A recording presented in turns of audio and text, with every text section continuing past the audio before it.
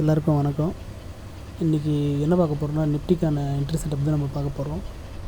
So morning அவ்வளோ down trend வந்துச்சு, நம்ம அப்போ ட்ரேட் எடுக்கவே இல்லை. ஏன்னா ஒரு ரீட்ரேஸ்க்கு வெயிட் பண்ணோம். வந்துச்சு, ஆனால் ரீட்ரேஸ் வந்துட்டு அங்கே பார்த்தோன்னா ஸோ கரெக்டாக நம்ம மார்க் பண்ணதுக்கு உள்ளே தான் இருந்துச்சு.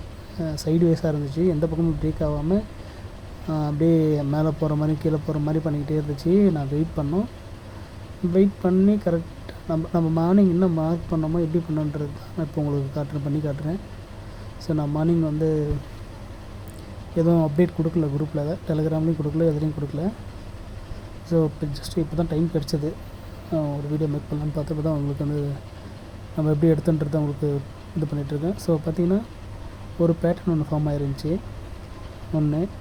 இன்னொன்று பார்த்திங்கன்னா, நம்ம ரீட்ரேஸ்மெண்ட் வரைஞ்சிருந்தோம்ல, ஒரு ரீட்ரேஸ் எவ்வளோ ஆகும், 0.5 0.6 ஆகும். ஸோ அது வரைக்கும் நம்ம வந்து ஒரு பேட்டர்ன் போட்டுட்டு ரீட்ரேஸ் வச்சு க்ளோஸ் வச்சுது. பட் ஆனால் வந்து எந்த பக்கமும் கரெக்டாக ப்ராப்பராக கிடைக்கல. ஸோ வெயிட் பண்ணிக்கிட்டு இருந்தேன்.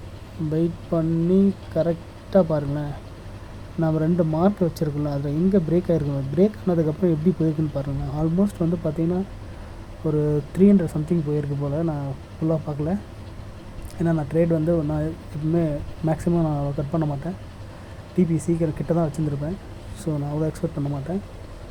பட் இருந்தாலும் அது எப்படி பிரேக் ஆகி எவ்வளோ தூரம் போயிருக்கு பாருங்கள். இப்போ நம்ம ஏன் எங்கே சைட் வச்சுன்னு சொல்கிறோம் பாருங்கள். நம்ம ரீட்ரேஸ்மெண்ட்டுக்கு எங்கே வெயிட் பண்ணோம், ஏன் ரீட்ரேஸ்மெண்ட் நமக்கு கிடைக்கவே இல்லைன்னு பாருங்கள். 0.6 வந்து 0.5 வரைக்கும் ரீட்ரேஸ்மெண்ட் போட்டு வச்சுருந்தோம் அங்கே. ஸோ ரீட்ரேஸ்மெண்ட் போடுறப்ப பாருங்கன்னா, ரீட்ரேஸ்மெண்ட் மேலேயே க்ளோஸ் வச்சுருந்துருக்கோம். இங்கேவே பார்த்தீங்கன்னா உங்களுக்கு தெரியும். உங்களுக்கு நான் இப்போ காட்டுறேன் பாருங்கள், பாக்ஸ் போட்டுட்ருக்கோம். ஸோ என்னென்னா, எப்பவுமே மார்க்கெட் ஓப்பன் ஆகணுன்னே ட்ரேட் எடுக்கிறதா வெயிட் பண்ணுங்கள். ஒரு 1 hour வெயிட் பண்ணுங்கள். வெயிட் பண்ணி உங்களுக்கு அப்போ தெரியும் டைரெக்ஷன் எந்த பக்கம் இருக்குது, எந்த பக்கம் சப்போர்ட் அண்ட் ரெசிஸ்டன்ஸ் இருக்குதுன்னு. உங்களுக்கு வெயிட் பண்ணி பார்த்தீங்கன்னா கண்டிப்பாக நீங்களும் வந்து நல்லாவே ட்ரேட் பண்ண முடியும். பட் ஆனால் அவசரப்பட்டிங்கன்னா கண்டிப்பாக லாஸ் பண்ணுவீங்க. ஸோ கொஞ்சம் வெயிட் பண்ணுங்கள். நான் ஃபஸ்ட்லேருந்து சொல்கிற மாதிரி தான், நம்ம எடுக்கிற ட்ரேட் எல்லாமே ரிவர்சல் ஜோன் தான். ஸோ வெயிட் பண்ணி தான் நம்ம எடுக்கணும். சம்டைம் கிடைக்காம போவோம், ட்ரேட் கிடைக்காம போவோம். ஆனால் மார்க்கெட் ஒரே டைரெக்ஷனில் போயிருக்கோம். ஸோ அன்றைக்கி நம்ம ப்ராஃபிட் பண்ணிக்கலாம்னு சொல்லலாம். பட் அதுதான் வந்து அவங்களுக்கு ஒரு ஸ்ட்ராட்டஜின்னு சொல்லுவாங்க.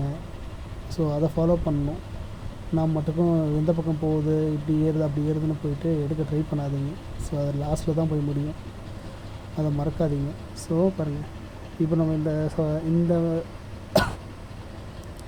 இதுதான் நம்ம வந்து ரீடெஸ்ட் எடுக்கணும்னு நினச்சோம். ரீடெஸ்ட் எடுத்துகிட்டு பாருங்கள், 2 பக்கமும் க்ளோஸ் வச்சுட்டு இப்படியே ஒரு மாதிரி சஸ்டெயின் ஆகிடுச்சு. 2 பக்கம் நம்ம போட்ட மார்க்கும் பிரேக் ஆகலை. சரி வெயிட் பண்ணேன், எந்த பக்கம் பிரேக் ஆகுதுன்னு பார்க்கலான்னு. கரெக்டாக பார்த்தோன்னா அப்போலாம் பிரேக் ஆச்சு, கிளம்பிடுச்சு, ராக்கெட் விட்டார் சர்ன்னு. உங்களுக்கு பார்த்தாவே தெரியும்.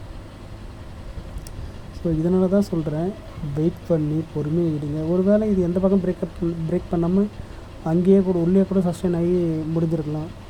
ஸோ அதுதான் வந்து பார்த்திங்கன்னா சைடு வேஸு நமக்கு அன்றைக்கி செட்டப் கிடைக்காது.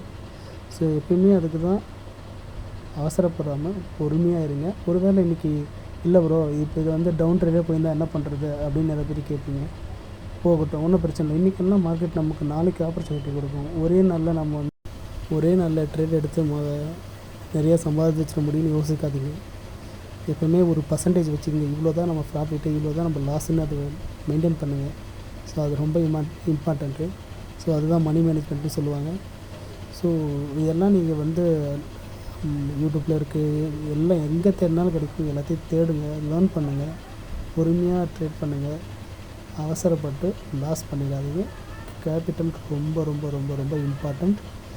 ஏன் கேபிட்டல் இம்பார்ட்டன்ட் சொல்கிறேன்னா, கேபிட்டல் இன்றைக்கி இல்லைன்னா இன்றைக்கி நம்ம வந்து ட்ரேட் எடுத்து ப்ராஃபிட் பண்ணாலும் ஒன்றும் பிரச்சனை இல்லை. பட் நாளைக்கு மார்க்கெட் நமக்கு ஆப்பர்ச்சுனிட்டி கொடுக்கும். அப்போ நம்மகிட்ட கேபிட்டல் வந்தால் தான் ட்ரேட் பண்ண முடியும். ஸோ இதெல்லாம் நீங்கள் ஞாபகம் வச்சுக்கோங்க, சரிங்களா? ஏன்னா இதெல்லாம் யார் சொல்லுவாங்கன்னா, போய் பார்த்தீங்கன்னா யூடியூப்பில் ஒருத்தன் காசு கட்டி தான் போய் படிப்பான். அவங்க தான் இதெல்லாம் சொல்லுவாங்க, இப்படி பண்ணணும் அப்படி பண்ணணும். ஃப்ரீயாக ஒருத்தன் சொல்கிறேன்னா அவங்க அனுபவம் ப்ளஸ் நம்ம லேர்ன் பண்ணது தான் சொல்கிறேன். ஸோ அதை நீங்கள் ஃபாலோ பண்ணுங்கள், சரிங்களா?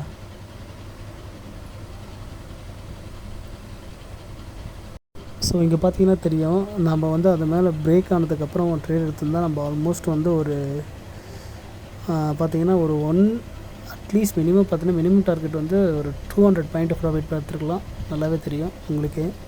ஸோ செல்லிங்கில் இருக்கிறது ரொம்ப சேஃபு, ரொம்ப ஞாபகம் வச்சுக்கோங்க. முடிஞ்ச அளவுக்கு செல் பண்ண ட்ரை பண்ணுங்கள், சரிங்களா? மறக்காமல் நம்ம சேனலை ஃபாலோ பண்ணுங்கள், டெலிகிராமில் ஆட் ஆகுங்க. இந்த மாதிரி அப்டேட்ஸ் நான் ஃப்யூச்சரில் ஒன்று நிறையா கொடுக்குறேன். ஸோ மறக்காமல் ஃபாலோ பண்ணுங்கள், சப்ஸ்கிரைப் பண்ணுங்கள், ஷேர் பண்ணுங்கள். எனக்கு ஒரு சப்போர்ட்டாக இருக்கும், ஒரு மோட்டிவாக இருக்கும் இந்த மாதிரி நான் நிறைய வீடியோ மேக் பண்ணுறதுக்கு. தேங்க்யூ, பாய், நாளைக்கு பார்க்கலாம்.